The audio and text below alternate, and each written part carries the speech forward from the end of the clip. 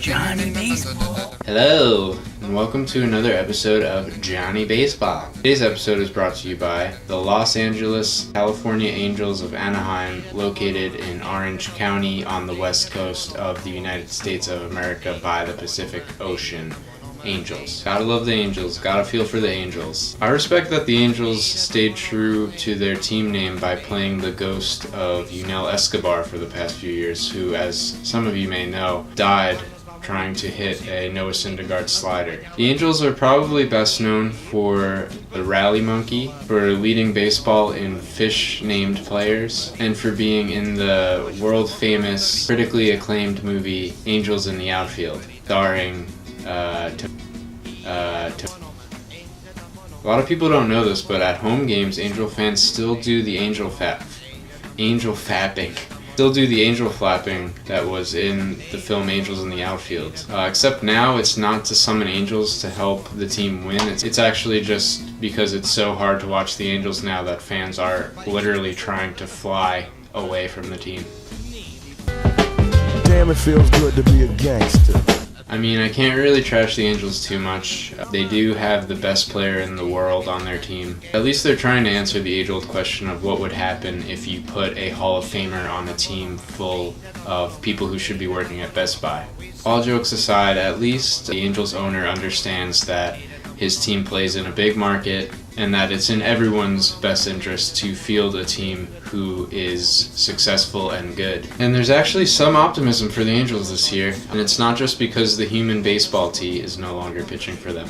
So let's jump right in. One quick thing though, does anyone else think that Mike Trout is built like a Stretch Armstrong doll? Alright, first up, Cameron Maybin. For some reason, whenever I think of Cameron Maybin, I just picture maple syrup. I think it's because his name kind of sounds like a combination of maple syrup and cabin. It just elicits this picture in my mind of a stack of pancakes. So Maybin's average draft position right now is around 300. So I think he's getting overlooked in a lot of drafts right now. Maybin was once a top prospect who showed flashes of possibly becoming a star at some point, but really broke out with Atlanta a couple years ago, and since then has kind of realized his potential. He's only 29 now, and I would kind of classify him as a late bloomer. And if you take a look at his swing percentages through the years, you kind of get the picture of a player who was slowly but surely refining their approach at the plate. Here are the last 4 years of his swing percentages, and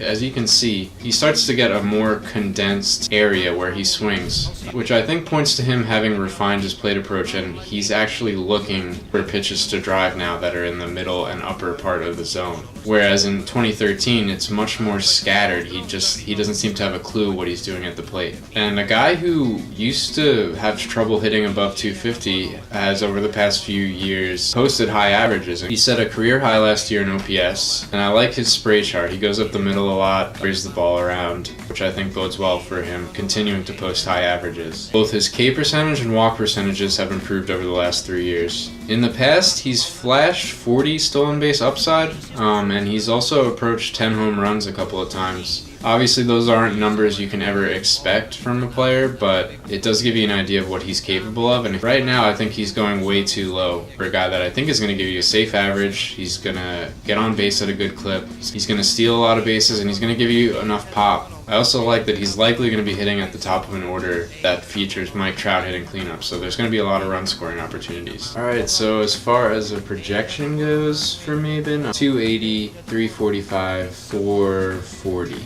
Along with, let's say, 8 home runs and 25 steals, which is really good, and he comes with the upside of around 10 home runs and over 30 stolen bases, which, when you think about it, is essentially a poor man's Starling Marte. Next is CJ Cron. My name Cron.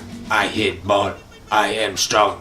I am Cron. So Cron's ADP right now is 275. There's a lot of questions about his playing time since they signed Luis Valbuena, but I just don't see this guy sitting on the bench and Danny Espinosa and Yunel Escobar starting. I think what ultimately ends up happening is they platoon Espinosa and Escobar at either third base or second, and slide Valbuena to third, freeing up first base or DH for Cron. And even though there's a bit of a playing time crunch, you have to consider how injury prone Pujols is. There's no guarantee that he's going to be ready for the start of the year. Cron first piqued my interest last year when I noticed that his K rate had plummeted to really above average levels, and I like that pairing with his power. He actually managed to cut his K rate by 4% over the last 4 years, and his walk rates have improved every year since as well, so that's very encouraging. This is another guy with a good spray chart. He goes up the middle most of the time, and he pairs that with the average to above average power. And this is another noticeable change from when he first came up and he was a pure pull hitter. He pulled the ball over 44% of the time. So the fact that he's improving his K rates, his walk rates, and he's spraying the ball more tells me that he's maturing as a hitter. It also goes great with his hard percentage from last year, which was well above average. And he's got about league average ground ball, fly ball splits, and I think the home run per fly ball rate is sustainable. So ultimately what you have here is a guy who always had a bit of power, who seemingly is developing his hit tool and becoming an average asset as well. And another reason the playing time issue doesn't really concern me is because I don't think they're going to platoon him, because he actually has reverse platoon splits, meaning he hits righties better than lefties as a right-handed hitter. So strictly platooning him doesn't make much sense. If everything falls into place this year, I could see Cron hitting about 275, probably about a 330 OBP, and about a 460 slug. And I could see him hitting about 22 to 23 home runs, which for a guy getting drafted as late as he is definitely going to be an asset to your team. Go draft Cron. Cron very good. Alright, last up is Luis Valbuena. I kind of wanted to go Garrett Richards or Matt Shoemaker here, but when I looked at the ADPs, I noticed that both of them were going way higher than I expected them to. So I really don't see that much surplus value there for those guys, even though they are on a lot of sleeper lists right now. So what I mentioned earlier about playing time issues applies to Valbuena as well, but like I said, I don't think they're going to give Espinosa and Yunel Escobar starting jobs. I could see one of those guys shifting into a utility role or them platooning. And Valbuena is currently being undrafted. He's got a bit of the Joe Schmo effect going on, which is what I call it when a guy who has a very ho-hum name ends up getting overlooked purely because of his name.